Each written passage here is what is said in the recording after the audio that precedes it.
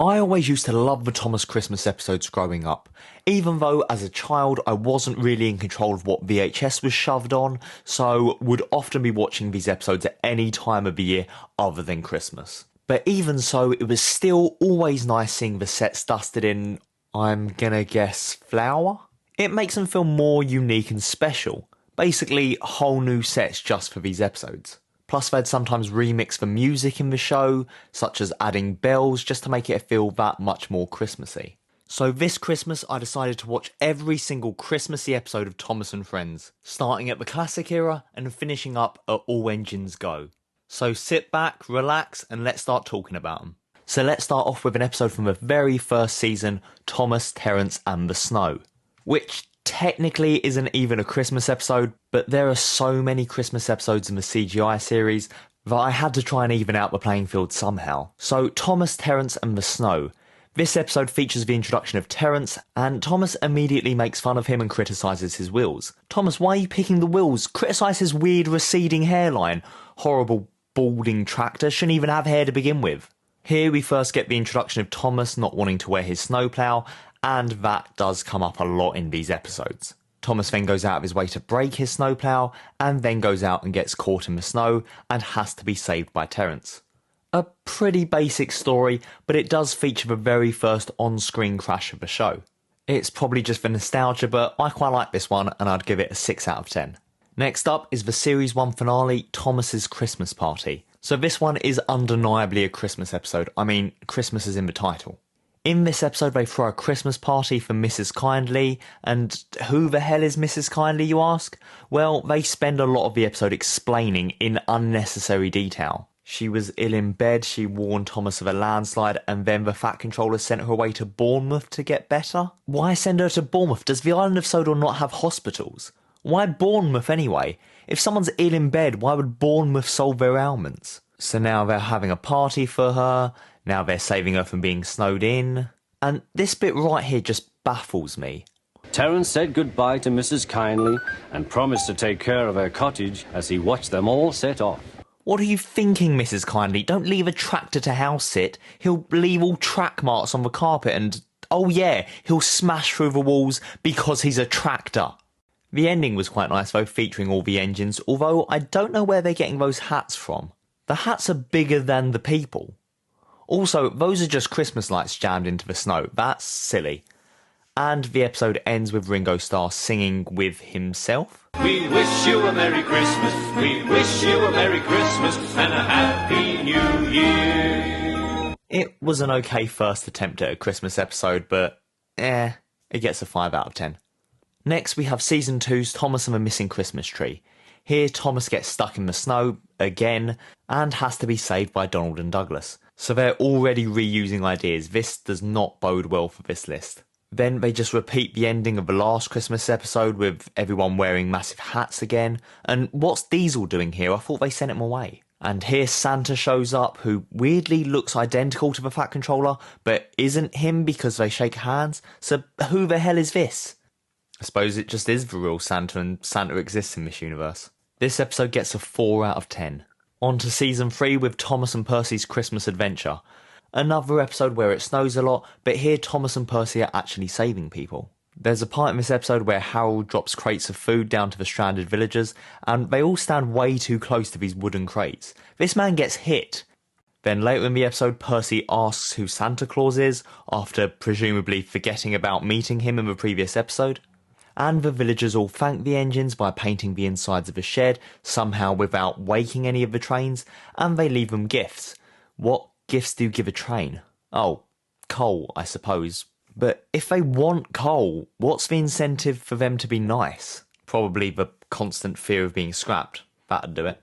This episode gets a 5 out of 10. In Season 5 we have an episode called Snow. It's just called Snow. These snow episodes are getting a bit repetitive now. This episode starts with Percy already being stuck in the snow, and then Thomas gets stuck as well. Rusty then tells Thomas a story in which some trucks cause an avalanche and smash down on Skarloey. That's why I love Season 5, it always has to take things up to 11. So the trucks and snow fall, definitely killing Skarloey and the driver inside, and then Gordon also gets stuck in the snow. This one gets a 7 out of 10.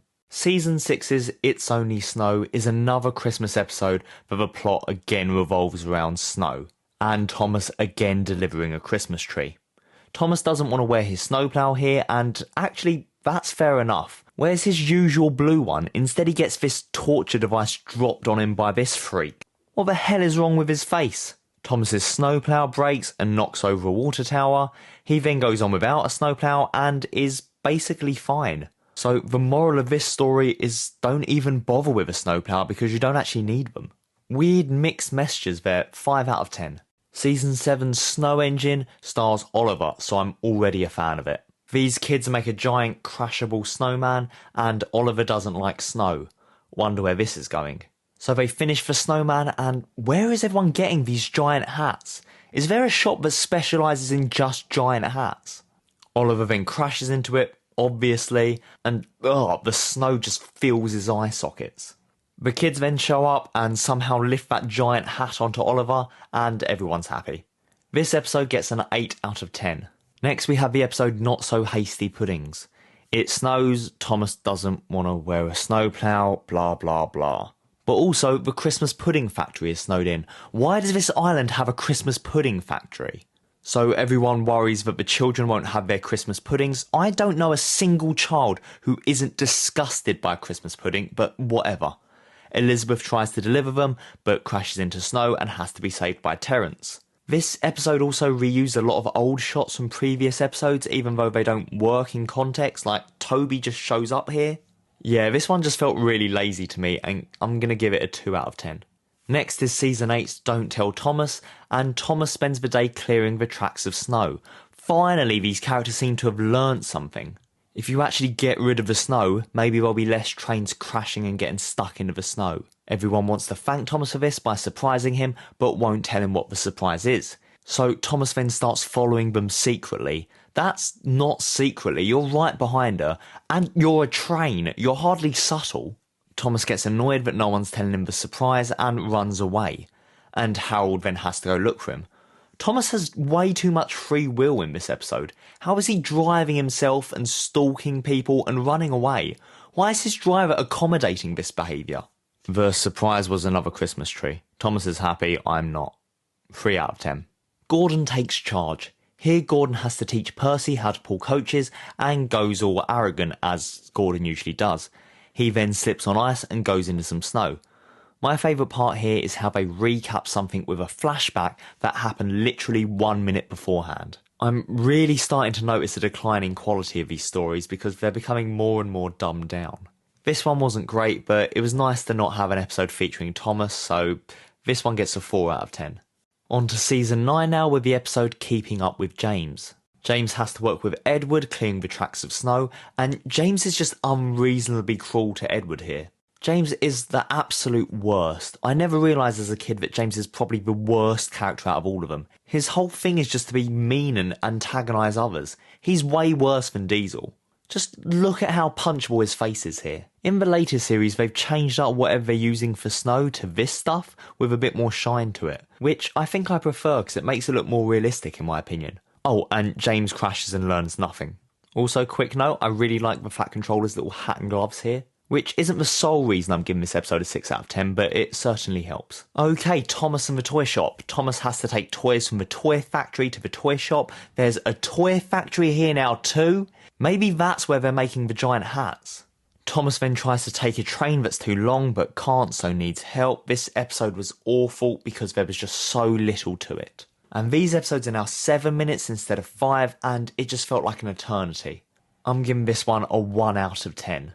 Thomas's tricky tree starts off by showing the little engines, which got me excited, as other than that little bit in snow, they haven't really had their own proper Christmas episode. But no, it's mostly just Thomas taking another tree.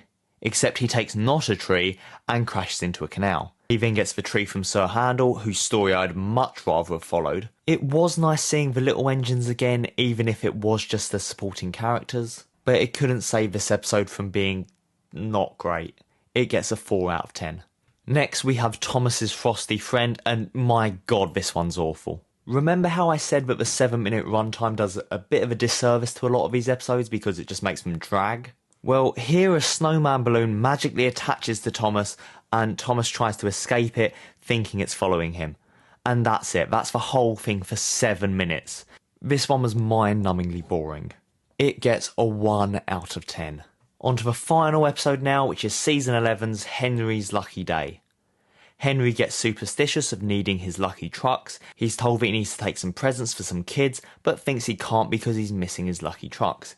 He eventually finds the trucks, but crashes into them, destroying them and murdering the trucks. He then delivers the presents without needing the lucky trucks after all. Watching only a couple of episodes from each series, I really noticed just how fast this show got so bad and kiddie. It's just really basic morals with maybe a rubbish crash thrown in. And this episode is no different. I'm giving it a 2 out of 10. Okay, so we're now done looking at the model era. Let's start looking at some of the CGI Christmas specials. Remember, before watching these, I've only seen up to Season 8, so my knowledge of the new characters is basically 0. So just keep that in mind while I review all this nonsense. So let's see if the CGI era really deserves all the hate it gets by starting with the Season 12 episode, The Party Surprise. Season 12 was a weird season because it mixed CGI elements with models, and it was kind of off-putting when I watched this episode. But I guess it's just something I'm going to have to get used to. So anyway, this is finally a proper Christmas episode with the small engines, and specifically one called Freddy. Why couldn't it have just been one of the small engines that I know of? As this is the beginning of the CGI era, we get a lot more human characters getting the spotlight, specifically Mr. Percival here and his family. How is Mr. Percival having red-headed kids when both he and his wife have black hair? That's not possible unless it's a kid show. Let's move past it. Freddy wants to do a Christmas party at the Wolf instead of Mr. Percival's house because Colin can't move. And who is Colin? Who are you people? I just looked it up, and this character is introduced in this episode, and is only in this episode. This isn't a case of me needing prior knowledge, this is just a case of a bad character introduction. Again, I'll be honest, during most of this episode I was so distracted by the CGI that I couldn't fully concentrate on the story. But what I did note about the episode was that it was just average and pretty dull. Nothing really happened in it. So this episode is getting a 5. Okay, moving on to a full CGI episode, Merry Winter Wish. And just how long are these episodes getting? This is nearly 9 minutes. I really wish I had known that before I decided to review every single one of these. Also, the trains have their own voices now too. Sorry, I'll get used to it. So here Thomas delivers the Star of Knapford, a festival light that makes wishes come true. And he tries to let everyone make a wish and as a result crashes. Everyone then comes and helps Thomas out, with their wishes all having been just to all be together. So in a way they did wish for Thomas to crash. This was a nice episode, if a totally different kind of show than what I'm used to. They also made James less of a dick, which that's certainly a plus. I'll give this one a 6 out of 10. Henry's Magic Box. Right, this episode is just nonsensical. Henry has to deliver a box to the farm, then finds the box has turned into 5 trees, then 10, then a forest, and panics because he thinks the box is no longer there and the Fat Controller proper looks at him like he's an idiot for not knowing that a forest was in the box. Look at them, they're not even chopped down, these are planted trees. You can't store a forest in a box. That's just, no. The episode then ends with the Fat Controller dressing up as Santa, so he was Santa all along. Then who is this? This one's dumb, but the ending is okay. Reminds me of the very early Christmas episodes where they'd all have all the engines together for a big Christmas party at the end. It gets a 4 out of 10. Merry Misty Island. Now this is the kind of problem with not having watched the show properly since Season 8. There's this whole new set and characters, and there's too much Thomas lore that I'm not caught up with. But basically, Jedward here have never had a Christmas party before and seemingly don't really know a lot about Christmas at all. They then decorate Misty Island off screen because I don't know how they're doing that without limbs. Oh, they get their drivers to do it, who presumably should know how to properly decorate. Just look at this guy, you can see in his posture he's like, oh, what are these goddamn trains making me do now? It's okay, Phil, just 12 more years until retirement. You can do this. So everyone then shows up to help out with decorating, which amounts to a single Christmas tree. I didn't much like this one, and Jedward annoyed me. This one gets a 3 out of 10. Let It Snow. More Jedward. Great. They do some weird ritual to try to make it snow, where Thomas goes to different places and sings. Remember when these trains used to have jobs and worked? I do quite like how Gordon starts off rightly annoyed at Thomas's nonsense, and then ends up feeling sorry for him, so decides to help him out. I always like the relationship between Thomas and Gordon in this show. It reminds me a lot of a relationship between SpongeBob and Squidward. Like, Thomas might annoy Gordon, but Gordon likes Thomas really. Doesn't stop the episode from being bad though, it gets a 4 out of 10. Ho ho snowman.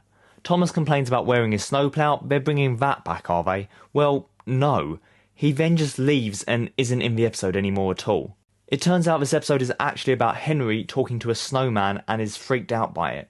You're a talking train, Henry. An inanimate object such as a snowman talking shouldn't be that weird to you. But it's not really a snowman, it's Charlie pretending to be a snowman. But not knowing that, Henry hides in his shed having a full-on existential crisis. You live in a world of talking cranes, helicopters, cars, tractors. I just can't. Salty's surprise. Edward tries to give Salty a present, green paint, a funnel, a Christmas tree. Actually, look at how he carries that Christmas tree. What about the driver? How's he fitting in there? Or the fire you have next to that flammable tree? This doesn't seem safe. Although, looking at it right here, there's clearly not a driver in there. Just what is going on? Have these trains evolved to not need drivers now? Because that might just explain a lot of the decision making going on here. So Edward gives Salty all these presents and Salty just rudely says that he doesn't want any of them. Ungrateful. Instead, all he really wanted was a new story to tell. So tells the story of the episode we've just watched. That was a wonderful story, Salty. No, it wasn't, you lying little 2 out of 10. Emily's Winter Party Special. The Fat Controller says whichever engine is the most helpful gets to pull the Christmas train, so gives Henry and Thomas jobs and tells Emily to do nothing. Right to her face. That's a power move right there. He then gets his hat blown off by the wind and Emily says she'll get it back. I mean, it's a hat. A big, heavy top hat. How far could it really have gone? So instead of looking like 2 feet in front of her, Emily decides to go all over the island, not looking for the hat, but instead boasting that she's going to now pull the train because she's the most helpful engine for getting the hat back, which she incidentally hasn't done. Why did you not just grab it back at the sheds? Why did the Fat Controller not grab it? Why did no one there grab it? How far could this hat have gone? Just how strong was this wind? Was it some kind of hurricane tornado? Because if so, the retrieval of a hat is the least of your problems. Also, this does just go to show that the Fat Controller's railway now has too many engines. If he's now able to dedicate a whole engine's worth of resources to getting a hat back. So Emily ends up not getting the hat back, but decides to just pull the train anyway. And the Fat Controller shows up and he's all like, you didn't get my hat. It was like such an easy job and you just didn't do it. This is why I told you not to do anything at all, Emily. You're a liability. I hate you, Emily. Then she finds the hat on a snowman. I don't believe for a moment it travelled that far, but she finds it, gives it back. Everyone's happy. 3 out of 10. The Christmas Tree Express. Here, Rheneas wants to surprise everyone with a Christmas tree, so he asks Toby to take him to Misty Island to get one. But Toby doesn't want to go to Misty Island, and I am with Toby on this one. I wouldn't want to go to Misty Island either. These guys suck. Also, Rheneas wants to get the tree back before anyone wakes up, but the sun is shining by the time they even reach Misty Island. It's the dead of winter, in England. The sun usually doesn't come up here until like 9 AM, by which point I'm sure everyone is long awake. They get the tree, everyone's happy. 4 out of 10. Santa's Little Engine. First off, Michelangelos has been replaced as narrator. That's not right. We're now stuck with some guy called Mark Morrigan. Not only that, but now the Fat Controller has a little train car thing. This show has officially gone too far now. The episode starts with a Fat Controller riding in his little train car thing right behind Thomas. Don't bother riding in Thomas or anything. Sure, take your own little weird car. The Fat Controller is asked to dress up as Santa and ride in a sleigh. So he dresses up his car train as a sleigh and it looks pretty good. But everyone tells him it looks terrible. Who do they think they're speaking to? The Fat Controller has lost his edge. People used to never dare speak to him that way. He'd have trains killed for less insubordination than that. He's then given a different sleigh which looks objectively worse, And look how he gets in it. I don't know if that's an animation error or if he's actually just supposed to face plant it. It then falls down the hill and slides perfectly along the tracks, but luckily Thomas catches him and brings him back, getting a branch stuck on him in the process, which makes him look a bit like a reindeer. Then something really weird happens. This guy puts a red nose on Thomas to complete the reindeer look. This big red nose, which would only fit an engine, he just had that in his pocket. How? What? I know I nitpick this episode a lot, but the new narrator does do quite a good job, and I don't know if it's Stockholm Syndrome at this point, but I do admit that I quite like this episode. 6 out of 10. The missing Christmas decorations. Okay, so putting aside just how cartoonish the show has become and how the drivers literally have no control anymore, this one was great. Diesel 10 is back and there's real villains and real stakes. The Diesel starts stealing all the decorations, and instead of being met with aggression, they're met with compassion, wherein we learn that it just stems from jealousy about the Diesels not being liked. Thomas tells them that they are liked, and they get their own decorations. Percy gives the Diesel who hasn't moved in 2 years some new wheels as a gift. The Diesels then show up at the shed and give away all their decorations as a way of saying thank you. Great characterisation, great morals, great story. They could have easily just gone down the route of making Diesel 10 an irredeemable villain just like in the Magic Railroad, but instead they went a more complex route and it really worked in the episode's favour. This one was really good. There's really not much more I could want from a Thomas Christmas episode. This one gets a 10 out of 10. Next up we have Long Lost Friend. I'll be honest, I struggled with this episode because I don't know who Gator is. This episode is about him returning and wanting to see Percy, and I didn't even know that Gator had left. I don't know who he is. Gator and Percy spend the episode looking for each other and keep almost bumping into each other but also keep missing each other.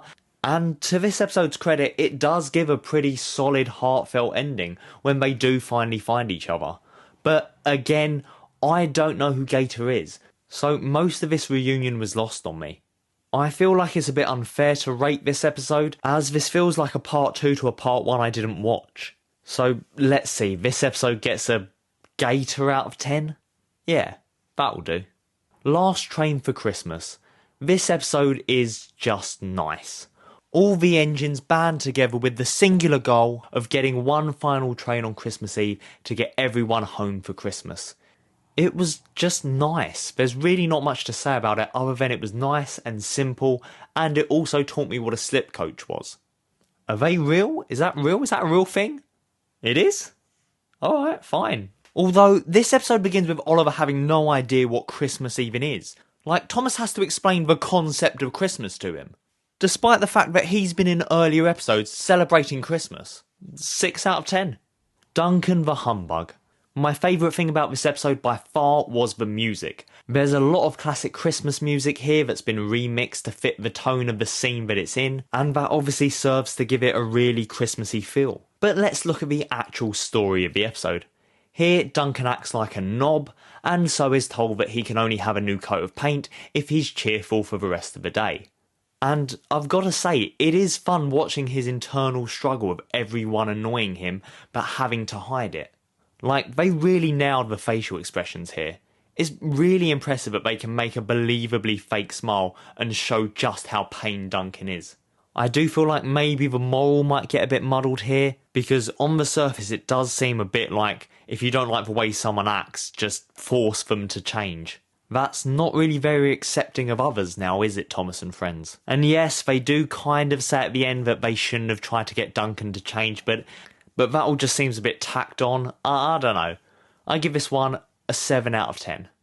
The perfect gift.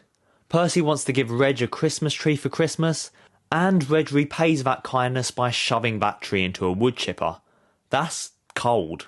So this guy Reg, he works in the scrapyard, and he sorts through the corpses of trains, and he's all like weirdly into it. Percy, this guy's a psychopath, don't even talk to him.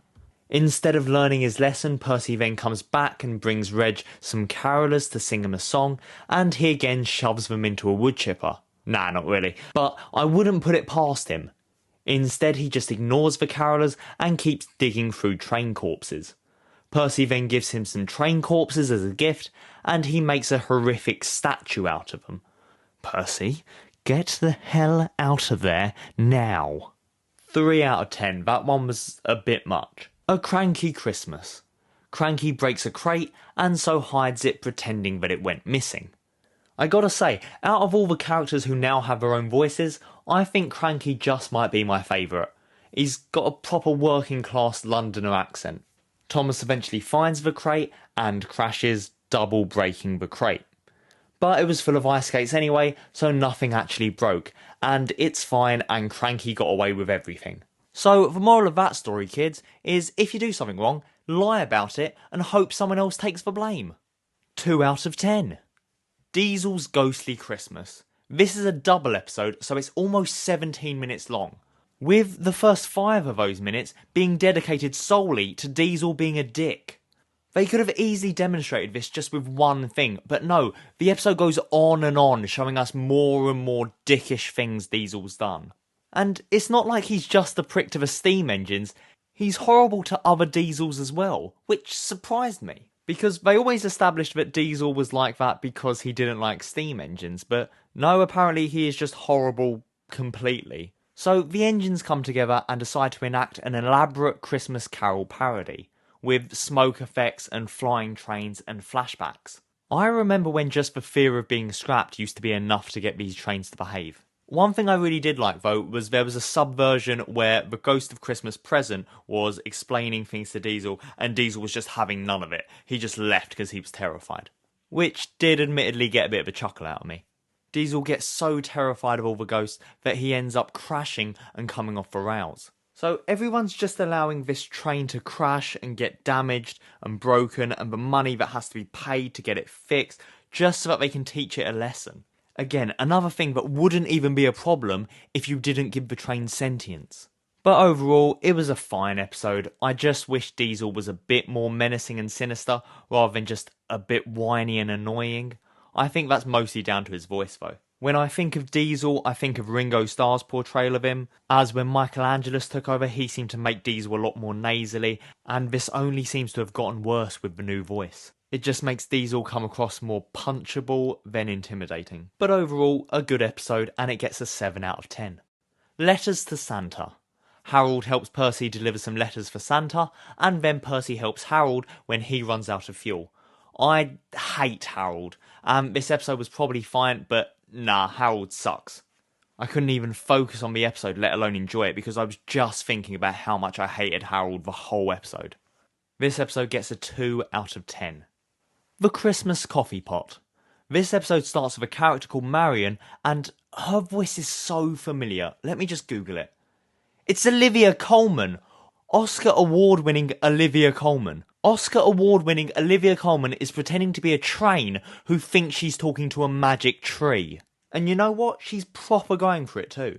She's by far the best part of the episode. Because remember, this episode is about a train talking to a magic tree. The tree does turn out to just be a super old engine, and everyone worries thinking he's going to get scrapped. So that is still a threat in this universe then. He of course ends up not being scrapped, and is adopted by the Earl who takes him to his castle museum thing. This episode wasn't great apart from the bits with Olivia Colman, obviously. This one gets a 4 out of 10. The Big Freeze. This feels like an extension of the season 5 episode Snow, with the island of Sodor being extra snowy and icy, and we get to watch all the engines struggle to deal with it. Then, because of all the snow, the coal delivery gets delayed and all the engines run out, resulting in the diesels taking over. Which is definitely a fun concept to see play out, and I wish we'd seen more of it. But no, unfortunately the coal does arrive and the ice melts. And things just go back to normal without really any kind of consequence or anything learnt. It's not a great ending, but the rest of the episode was really good. So I'm going to give this episode a 6 out of 10. Terence breaks the ice. Ugh, Terence is back, one of my least favourite characters.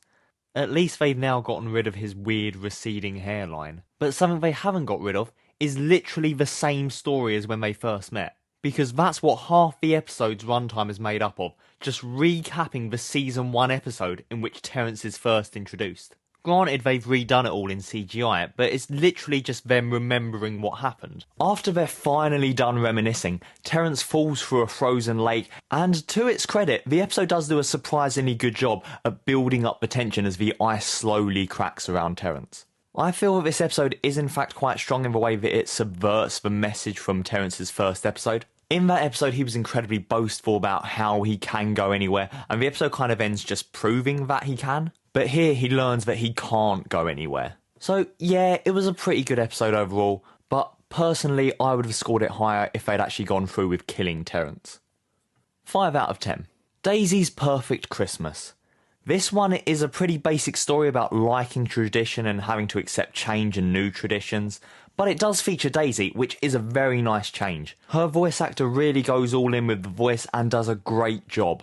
Also, I like the fact that they finally decided to desexualise Daisy a bit, as well as make her character far more likeable than she was in the classic era. 6 out of 10. So moving on now to the Big World, Big Adventures era of Thomas, where the show decided to rebrand itself to being terrible. Or at least that's what I've heard, as I haven't actually seen any of these episodes. So for all I know, they could in fact be great, and the best thing Thomas has ever done. So I'm going to go into the episode Kangaroo Christmas with my hopes so unreasonably high. Okay, so in the Big World, Big Adventures stuff, Thomas travels the world and half of the characters are removed. Well, more than half the characters it seems, as this episode starts with Thomas having to speak directly to the audience, as there's seemingly no one else left. That's another thing about these episodes, they've gotten rid of the narrator completely and just got Thomas to narrate the episodes himself. So I'm guessing all the episodes are going to be about Thomas now? Well, this one certainly is, with Thomas being in Australia, and here he dreams about and wishes for snow, despite the fact that he famously hates snow and his snowplow. Whatever, we'll ignore that bit for now. So this episode revolves around a little girl who gets a kangaroo toy for Christmas, and she likes it so much that she just decides to leave it on Thomas while she boards the train. A real kangaroo then shows up and takes the toy thinking it's her baby. So instead of doing his job and taking the passengers to the next station, Thomas decides it best to chase down the kangaroo and find its actual baby kangaroo, and my god, this is terrible! What the hell is any of this? 2 out of 10. Thomas's animal arc. The boiler breaks at the zoo and all the animals are cold, so Thomas takes them all and lets them stay in his shed. Come on, this is madness and certainly no way to run a zoo. It's okay, this is a kids show, and never has it been more clear to me that this is in fact a show for young, very, very young children. It didn't always feel that way, it used to feel like a family show that people of all ages could enjoy. But no, now we get an ostrich laying an egg on James. What am I doing with my life? Really? James stays in his shed until the ostrich egg hatches. I don't know, fine, whatever. This episode gets a ostrich laying an egg on James out of 10. Nia's bright idea. Okay, first thing, I'm struggling to get past the weird redesigns of the characters. All of the characters are just covered in rivets now, which makes them just not look nice. I get that it makes the characters look a bit more realistic, but if realism is what you're going for, then maybe just start with not having episodes where Thomas brings a whole zoo full of animals into his sheds. Anyway, Nia's bright idea is another snow episode. The Fat Controller has to fly to a party in Harold, and Harold can't see through the snowstorm. What's weird here is we never see Harold's driver, and the Fat Controller only speaks directly to Harold. I don't think there is a driver. I think Harold is flying himself, which is frankly a terrifying prospect. So Nia has the bright idea, oh I get it, to light up the carnival wheel to guide Harold to the carnival. This episode was just so bland and long and boring. It was a little bit educational with a lesson about lighthouses and their function, but I'll be honest with you, I'm still thinking about the ostrich that laid an egg on James. Yes, I know they did something similar in Donald's Duck, but there wasn't an ostrich and there wasn't a zoo full of animals. I don't know, that episode broke me. The head of the zoo must have got back that day and said, where have all the animals gone? And the zookeeper would have to just be like, I gave them all to a train. You did what? I gave them all to a train. He said it was a good idea. They were cold. What are you talking about? Get them back now. I can't. An ostrich laid an egg on James. What the f***? You're fired. Ugh, these episodes have just become so bad. Just so bad. I really don't think Thomas can get any worse. No, No, not that. Anything but that, please. Please. No! No! Thomas and Friends, all engines go. Okay, first off, I'm going to start with the theme song, because that's already annoyed me. Not the 2D animation, I've already had to swallow the pill of them moving away from models years ago. The jump from 3D to 2D isn't that egregious. I think if used correctly, 2D animation can allow the characters to appear far more expressive, and seeing as these characters are pretty much all face, that's one thing that I'm looking forward to in this show. Yes, Thomas's voice here is very high. I'm guessing an actual child is voicing him. Let me just check that. Yes, Aaron Barashi in the UK version and Misha Contreras in the US version, who do both look pretty young, I've got to say. But that doesn't mean they'll necessarily be bad. Not all child actors are bad. That kid from the film Room, Jacob Tremblay, he was good. Stranger Things, they were all kids. This isn't necessarily a bad thing, and it might work with the older mentor Gordon-Thomas relationship. I'm not even annoyed that Thomas has just done a Sonic the Hedgehog the moment he comes out of his shed.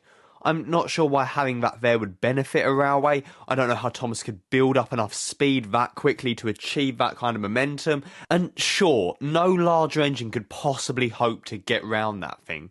But it adds some more dynamic movement to the show, and might in fact make the visuals more interesting to look at. I can accept all of that, but the thing I can't take is that in a 15-second theme song, Thomas interrupts his own singing twice with a whoa. He cuts off the lyrics and the singing twice with the same whoa! And that just angers me. Okay, enough putting off watching the actual episodes. Deep breath, here we go. Christmas Mountain. Okay, immediate thing that I hate about the art style, some of the characters stretch as they talk and it's not particularly smooth or pleasant. It's definitely some kind of cheap flash animation, maybe using Toon Boom, but they also add this horrible metal creaking sound effect every time they do it, which just draws attention to it. As for the actual story of the episode, Thomas is giving a Christmas tour on a frankly unsafe bit of track. He takes with him the character Bruno, who I believe is the autistic brake van, and sure, it's nice to have this inclusion in a kids show, even if the old art style used to make the show incredibly popular with autistic children due to the clear facial expressions and slower pace, whereas the new, quick, hyperactive animation of this new iteration would make it very much the opposite of that, but let's not worry about that. And let's also not worry about the tour Thomas is giving, because that plot point just gets abandoned for a new one, where they need to find a Christmas tree. They try to use crossing signals, Percy, and even a T-Rex. And although my computer keeps auto-correcting T-Rex into tree, a T-Rex is not in fact a tree. Why can they not just use a tree? That's another thing about this episode. Everyone's too nice to each other. Even Diesel offers to help. Can you imagine what the Season 5 characters would say about this? Thomas, you f***ing find a proper tree already and piss off. They end up turning the mountain into a Christmas tree while singing a truly forgettable song, and the episode's thankfully over. The thing is, this episode was so nothing to me.